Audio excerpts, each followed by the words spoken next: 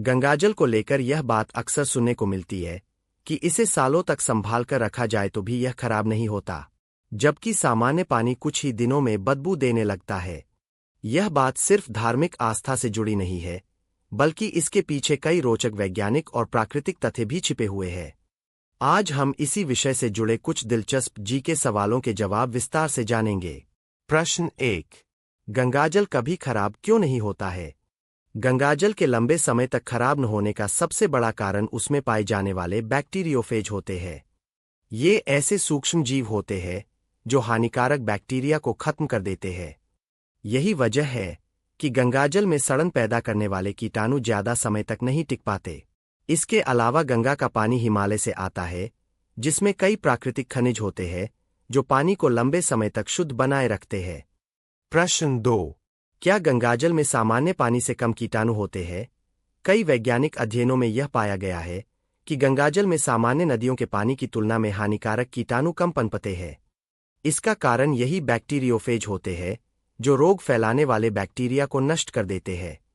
इसी वजह से पुराने समय में लोग गंगाजल का उपयोग घाव धोने और बीमारियों में करते थे। यह गंगाजल को सामान्य पानी से अलग बनाता है। प्रश्न 3। क्या गंगाजल को सालों तक बोतल में रखना सुरक्षित होता है? गंगाजल को अगर साफ बर्तन या बोतल में रखा जाए तो यह लंबे समय तक खराब नहीं होता। हालांकि इसका मतलब यह नहीं कि यह हमेशा पीने योग्य ही रहेगा। समय के साथ इसमें बाहरी धूल या गंदगी मिल सकती है। धार्मिक कार्यों के लिए लोग इसे सालों तक सुरक्षित रखते हैं। वैज्ञानिक दृष्टि से भी गंगाजल में बदबू या सड़न देर से आती है, जो इसे खास बनाती है। प्रश्न 4। गंगाजल को पूजा में ही क्यों इस्तेमाल किया जाता है? हिंदू धर्म में गंगाजल को अत्यंत पवित्र माना गया है। मान्यता है कि गंगा जल आत्मा और वातावरण दोनों को शुद्ध करता है। पूजा पाठ में गंगाजल का छिड़काव इसलिए किया जाता है ताकि नकारात्मक ऊर्जा दूर हो। वैज्ञानिक रूप से भी गंगाजल में मौजूद प्राकृतिक तत्व पानी को लंबे समय तक साफ रखते हैं। इसी कारण इसे शुभ और पवित्र माना जाता है। प्रश्न 5।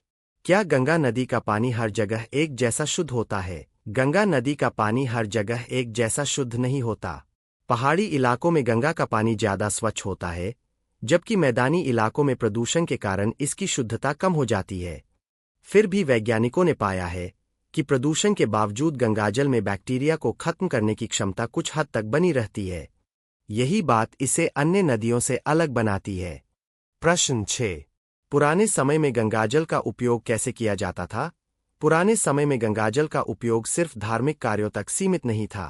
लोग इसे औषधि के रूप में भी इस्तेमाल करते थे। घाव धोने, बुखार में और संक्रमण से बचाव के लिए गंगाजल का प्रयोग आम था। यात्राओं में लोग गंगाजल साथ रखते थे ताकि जरूरत पड़ने पर इसका उपयोग किया जा सके। यह इसके प्राकृतिक शुद्धिकरण गुणों का प्रमाण माना जाता है। यह जानकारी सामान्य ज्ञान, धार्मिक मान्यताओं और उपलब्ध वैज्ञानिक तथ्यों पर आधारित है। इसका उद्देश्य केवल जानकारी देना है। इसे किसी चिकित्सा सलाह के रूप में न लें और स्वास्थ्य संबंधी निर्णय विशेषज्ञ की सलाह से ही